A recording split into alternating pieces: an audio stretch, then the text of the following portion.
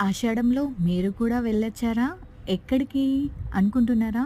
అదేనండి బయటి వంటకి. మేమైతే అలానే అంటాము. ఆషాఢంలో బయటి వెళ్తామండి.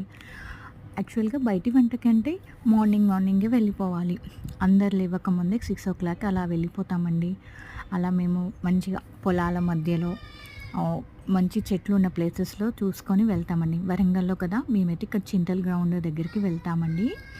అక్కడ చాలా బావుంటుంది. పక్కనే గ్రౌండ్ కూడా ఉంటుంది కాబట్టి పిల్లలు బాగా ఎంజాయ్ చేస్తారు. మా అత్తయ్య అప్పుడే స్టార్ట్ చేసేసిందండి. కట్టెల పొయ్యి పెట్టేసి వంట అంటే ఏంటండి మెయిన్‌గా గుడాలు, కల్లు, చికెన్. ఇంకా మా వారు వాళ్ళ పిన్నిని, మమ్మీని పట్టుకొని తెచ్చిన కల్లు పట్టుకొని ఫోటోస్ దిగారు. అందరూ కల్లు తీసుకున్నారు. అదే వైట్ వాటర్. అంతలోపే ఐస్ క్రీమ్ బండి. ఇక పిల్లలని చూసాక ఐస్ క్రీమ్ బండి వాళ్ళు ఊరుకుంటారా?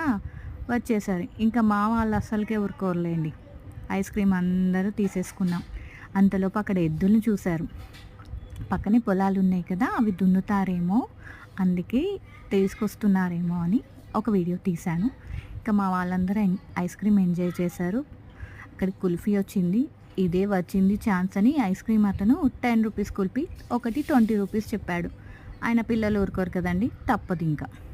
పక్కనే గ్రౌండ్ కదా! సో, మార్నింగే ఆర్డర్ చేశారండోయ్ మా పిల్లలు. బాలు, బ్యాటు, షటిలు, కాక్స్ అన్నీ పెట్టావా మమ్మీ అని. ఆల్ వాళ్ళు ఆర్డర్ ఏసాక మనం చేయకుంటుంటామా? అన్నీ ప్యాక్ చేశాను. ఇంకతం వాళ్ళు ఐస్ క్రీమ్ ఎంజాయ్ చేసి కాస్త గ్యాప్ ఇచ్చి లంచ్ చేశారు. ఇంకా స్టార్ట్ చేశారు గ్రౌండ్‌లో వాళ్ళ ఆట. డే మొత్తం అలా ఎంజాయ్ చేశారు. క్రికెట్ ఆడుతూ, షటిల్ ఆడుతూ. కానీ పిల్లలకి చాలా రిలాక్సేషన్ ఉంటుంది. ఇయర్లీ వన్స్ అలా బయటికెళ్ళి వండుకొని తినడం ఆషాఢంలో.